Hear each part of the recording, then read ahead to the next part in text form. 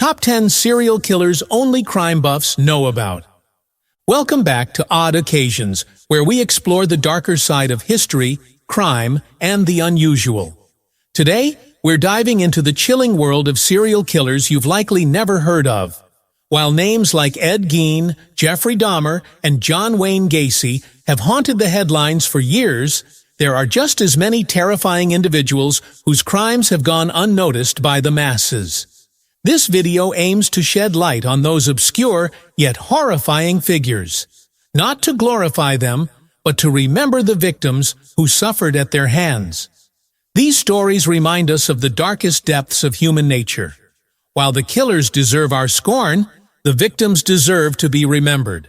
So, let's take a look at some of the most disturbing serial killers that even the biggest crime buffs may have missed. Number 10. William Suff. From 1989 to 1991, Riverside County, California, was terrorized by a man known as the Riverside Prostitute Killer. William Suff. Before he moved to California in 1984, Suff had already served 10 years of a 70-year sentence in Texas for the murder of his 2-month-old daughter. Outwardly, he appeared to be quiet and mild-mannered, traits often associated with many serial killers. Suff worked as a warehouse clerk in California, but behind this facade, he was stalking and killing women, mostly heroin-addicted prostitutes in Riverside County and Lake Elsinore. He brutally murdered and mutilated 12 victims, posing their bodies after death in twisted displays. Most were strangled or stabbed. At an appeal hearing in 2014, nearly 20 years after Suff was sentenced to death in 1995, Sam Little, the father of one of Suff's victims, Kimberly Little, who was just 28 years old, spoke to the court. He said, "It took me a long time to even mention my daughter's name without bursting into tears." The appeal was denied, and Suff's death sentence remains unchanged. Number 9. Peter Moore. In the winter of 1995, Peter Moore, a cinema operator from England, became responsible for a killing spree that shocked North Wales. Over the course of just 3 months, Moore murdered 4 men, luring them in with the promise of a sexual encounter, before stabbing them to death in a cold and calculated manner. But these murders were just the culmination of 2 decades of terror. For 20 years, Moore had been assaulting and raping men across North Wales and Merseyside, with at least 39 attacks linked to him. When arrested, Moore tried to shift the blame to an imaginary lover he called Jason, seemingly inspired by the villain from the Friday the 13th films. A chilling nod, considering Moore operated a cinema.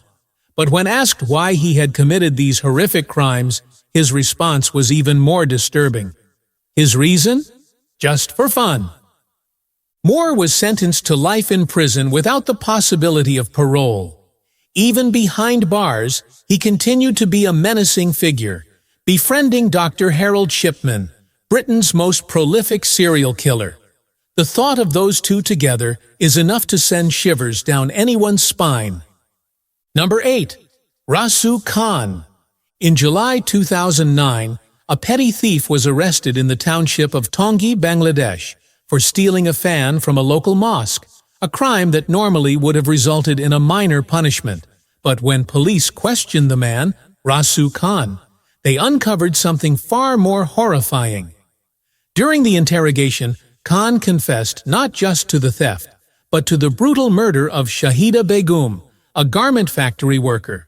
On August 18, 2008, Khan had bound, sexually assaulted, and ultimately killed her. But that wasn't all. Khan admitted to having killed at least 10 other women, though details of those crimes remain scarce. His motive? Chillingly simple. Khan said he found certain women attractive, and after raping them, he wanted to kill them. His ultimate goal was to murder 101 women before retreating to a shrine in Seefeldt to live out his days as an ascetic. Although Rasu Khan was sentenced to hang for his crimes, as of the most recent reports in 2015, he remained on death row, waiting for his fate to be sealed. Rasu Khan's twisted ambitions and the cold-blooded nature of his crimes paint a horrifying picture of a man driven by pure evil. Stay with us as we uncover more stories of little-known but terrifying serial killers, here on Odd Occasions. Number 7. Emile Dubois. Robin Hood. Like figures often capture the imagination of the public, but not all of them deserve the romanticized reputation.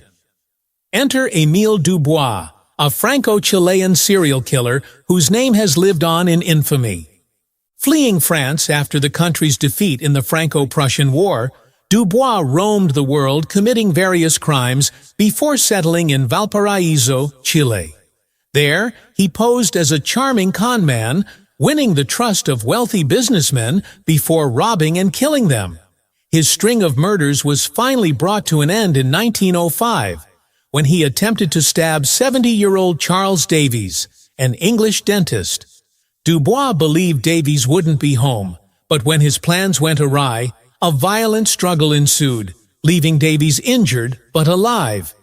He was able to call for help, leading to Dubois' arrest.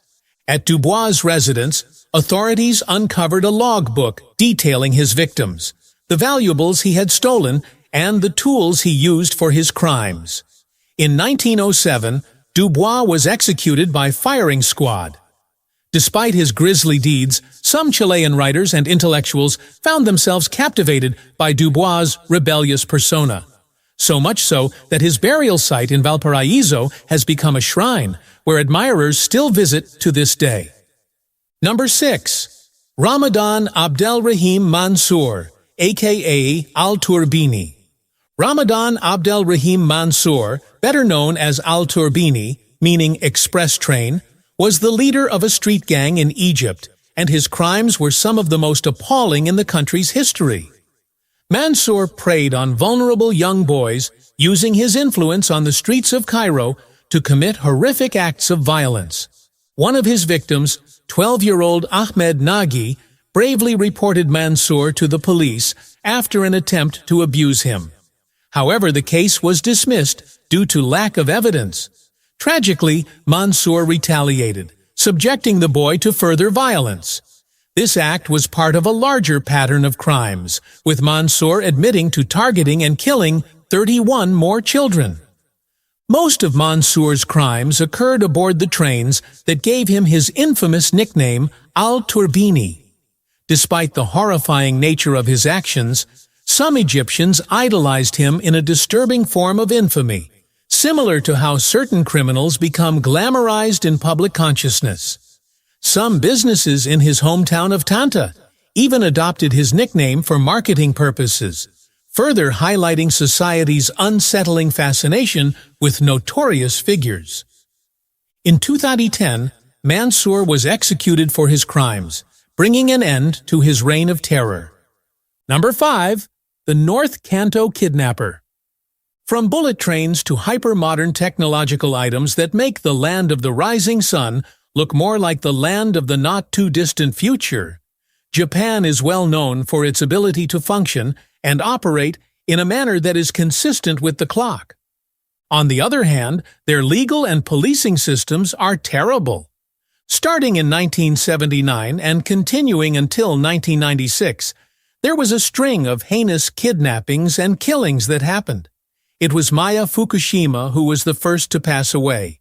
The young girl, who was 5 years old, was last seen at a shrine in the vicinity of her home in Ashikaga.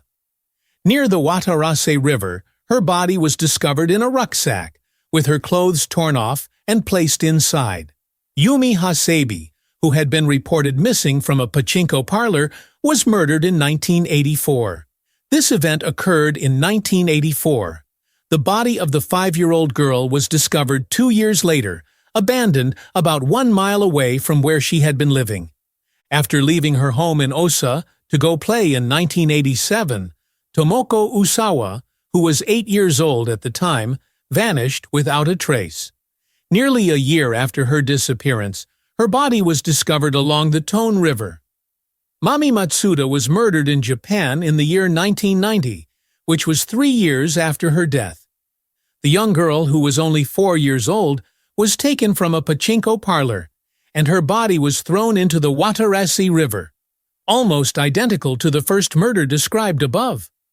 Last but not least, Yukari Yokoyama, who was 4 years old at the time, vanished from a pachinko parlor in the year 1996. This woman has never been located. Their inquiries were a complete and utter failure. Following the presentation of DNA evidence, a man called Toshikazu Sugaya was found guilty of the murder of Mami Matsuda in the year 1991. After some time had passed, an investigative journalist reached the conclusion that the DNA testing process was, in essence, a hoax. After serving 17 years in prison, Sugaya was finally released in the year 2009. Following the announcement by the police that they were no longer conducting an investigation, Mami Matsuda's mother made a request to restore her daughter's possessions. However, the police refused to return one item, which was Mami's underwear. The sole item that included vital DNA evidence, evidence that could lead to the identification of the real murderer, was the clothing that contained the semen of the person who committed the crime. On the other hand, if the grieving family decided to take matters into their own hands, the law enforcement officers would appear to be naive. It is impossible to achieve justice if those who are tasked with protecting and serving refuse to seek it out. Number 4. The Ratcliff Highway Murders. In 1811, the bustling and grim docklands of London were shaken by 2 brutal attacks now known as the Ratcliff Highway Murders. The first assault targeted the Marr family, who lived above their draper's shop. On the night of December 7th, an unknown assailant gained entry around midnight and massacred the entire household.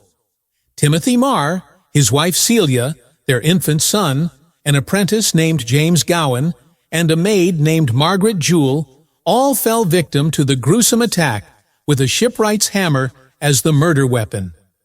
Just 12 days later, on December 19th, a second massacre occurred at the King's Arms Tavern on New Gravel Lane.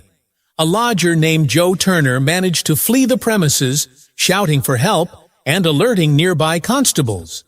Inside, they discovered the bodies of the tavern's owners, John and Elizabeth Williamson, and their maid, Bridget Harrington. John's head had been crushed with an iron crowbar, and his neck and hand had been severely wounded. Elizabeth and Bridget were found in the parlor with their skulls fractured and their throats slashed. The prime suspect in the case was John Williams, a sailor staying at a nearby inn. Suspicion fell on Williams due to circumstantial evidence. He was accused of stealing a hammer, having blood-stained clothes washed after the first murders, and being seen at the crime scene before the attacks. However, before Williams could stand trial, he died under mysterious circumstances while in custody, which authorities took as confirmation of his guilt. But the investigation was far from thorough, with many believing the evidence against Williams was unreliable and possibly the result of bribery or coercion. The Ratcliff Highway Murders remain one of London's most infamous cases, overshadowed by the Whitechapel killings that would occur 70 years later. The Ratcliff Highway Murders shocked London, but questions remain about the investigation and the true identity of the killer. Stay tuned as we continue to explore lesser-known but equally terrifying serial killers and mysteries, only here on Odd Occasions. Number 3. Adolf Seefeldt, aka the Sandman. Adolf Seefeldt, a name that now brings to mind one of Germany's darkest criminal figures, earned his grim nickname the Sandman for his horrifying crimes. Between 1933 and 1935, Seefeldt lured at least 12 young boys into secluded pine forests in Germany, where he abused and ultimately killed them. The exact method of their deaths remains a mystery. Some believe he may have used a homemade poison that left no trace, while others speculate that he hypnotized his victims, leaving them to die from exposure. Seefeldt was finally apprehended, and his execution followed shortly after, bringing a temporary end to the terror he had inflicted. Perhaps the most unsettling detail of all is that each of Seefeldt's young victims was found dressed in a sailor suit, a common outfit for boys in the early 20th century. This eerie uniformity added a haunting layer to his crimes. Seefeldt's reign of terror, though lesser known today, leaves a chilling legacy in the annals of German criminal history. The tale of Adolf Seefeldt, the Sandman, is a reminder of the lengths to which some individuals will go to carry out their twisted fantasies. Stay with us as we delve deeper into the dark corners of true crime, here on Odd Occasions. Number 2. The Frankford Slasher. Between 1985 and 1990, North Philadelphia was terrorized by a serial killer known as the Frankford Slasher. At least 8, possibly 9, women were brutally raped and stabbed by this elusive predator who left the community in fear and confusion. Why the uncertainty around the number of victims? In 1990, Leonard Christopher was arrested and convicted for the murder of 46-year-old Carol Dowd, believed to be one of the Frankford Slasher's victims. But even while Christopher was behind bars, another murder occurred, leading to questions about whether Christopher was the real slasher, or if Dowd's murder was unrelated. The final victim, 30-year-old Michelle Daner, could have been the target of a copycat killer. The remaining victims of the Frankford Slasher, including women ranging in age from 28 to 68, were found brutally murdered. Helen Patent, Anna Carroll, Susanna Olsef, Jean Durkheim, Catherine M. Jones, Margaret Vaughn, and Teresa Ciortino. Despite Christopher's conviction, the true identity of the Frankford Slasher remains a mystery to this day. Number 1. Juan Fernando Hermosa. In the early 1990s, the city of Quito, Ecuador, was terrorized by a gang of young killers known as the Terror Gang. While street gangs are an unfortunate reality in many big cities around the world, what made this group particularly chilling was the fact that its members were all minors. Led by 15-year-old Juan Fernando Hermosa, the gang committed a shocking 22 murders over just 4 months. Armed with a 9mm pistol, Hermosa and his group carried out a series of killings, some during robberies and carjackings, others simply because Hermosa didn't like the victims, and in some cases, just for the thrill of it. Even after his arrest, Hermosa's violent spree wasn't over. He convinced his girlfriend to smuggle a firearm into the juvenile detention center, allowing him to escape. During the breakout, Hermosa shot and killed a security guard. Although Hermosa was recaptured and sentenced to a mere 4 years in prison, because he was a minor at the time, his life of crime didn't last long after his release. Not long after turning 20, his body was found along the Agua Rico River, brutally beaten, riddled with bullets, and left as a grim reminder of his violent past. Juan Fernando Hermosa's story shows that evil can sometimes come in unexpected forms, even in the young. Thank you for watching this episode of Odd Occasions. As we've seen, evil can hide in plain sight, and many of these lesser-known killers committed unspeakable acts, forever impacting the lives of their victims and their families. If you found this video insightful or unsettling in a way that makes you reflect on the fragility of life, be sure to hit that like button and subscribe for more stories from the world of the strange, the chilling, and the unexplained.